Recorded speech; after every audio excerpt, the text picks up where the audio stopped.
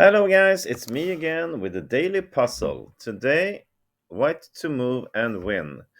This pawn here is 2 steps away from promotion, and we are also having a bit of issue because this is hanging and this is hanging if we move our knight. So anyway, white to move and win here, and it's time for you now to pause the video, look at this on your own time, and see if you can solve this little study and see if you can find how white wins. Go ahead. All right, welcome back. So first, we need to establish that if these two pawns are not on the board, this is just a draw. So we do something like this: rook to e3, and we exchange these pawns. We don't have enough material to win. A rook and a knight versus a rook in this endgame is not winning. This is just a draw. So as I wrote in the thumbnail, we need to either promote this pawn or grab this rook in order to win this. So how to do it? Obviously, we cannot move the rook here, and the same, we cannot move the rook here. Either move that just allows black to grab this pawn will lead to a draw. And of course, there's no special things with moving the knight either. Try anything, well, we're gonna grab it with a check, and then we're gonna lose our rook. So, well, anyway, we cannot move this knight. So the first move is pretty obvious. We are of course not taking here and exchanging. Instead, we just push our pawn to e7. That is no strange move there. It's pretty easy to see. Thing is then, of course, the black plays this obvious rook e5 to attack the pawn, and it seems we cannot protect it. So the big question is now, of course, how do white win from here? Again, if you didn't solve it before, now it's another chance to pause the video and try again. All right, did you find it? Well, here comes the beautiful little move. We play rook to b7. It's the only way to protect the pawn. It doesn't look like we're protecting it because there's something in between, but for sure we are protecting our pawn. Look at this. If black grabs this pawn here, what will happen? Well, we continue with a check. As these two squares are taken by the knight, there's only one move for black, and we follow up with a beautiful fork here, check, and we attacking the rook. And if black takes this knight, he will lose the rook anyway.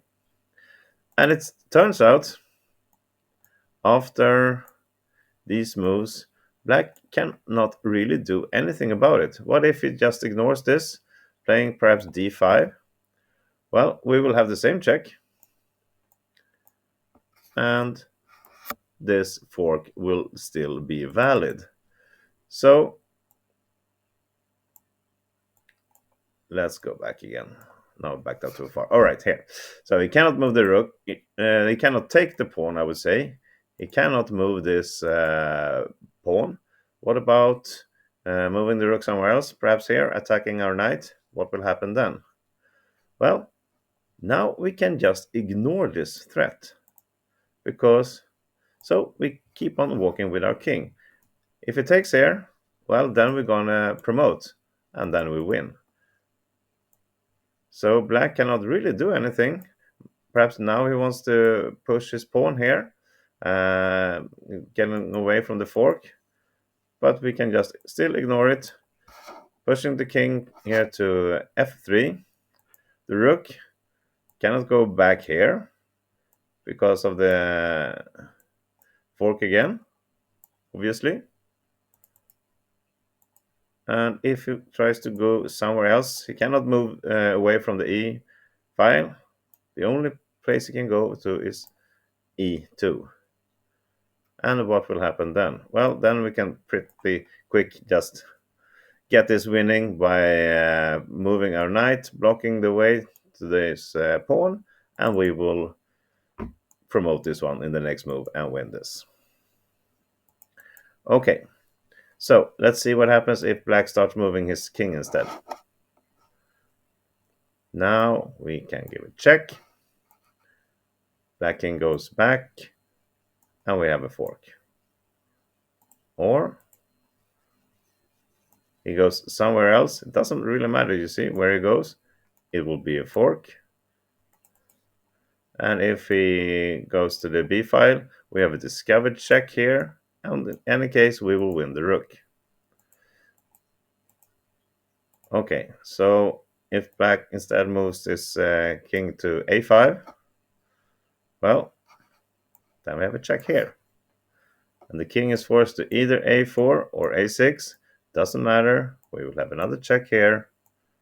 And then we will just grab this rook. Amazing, huh? Okay, let's go back a little bit. After we play rook b7, instead of black moving this pawn or the rook, what happens if he moves the king straight away? Perhaps to a3. Well, now we can just grab this pawn, and now these three pieces combined will for sure make a victory for white. We still cannot go up here due to the fork.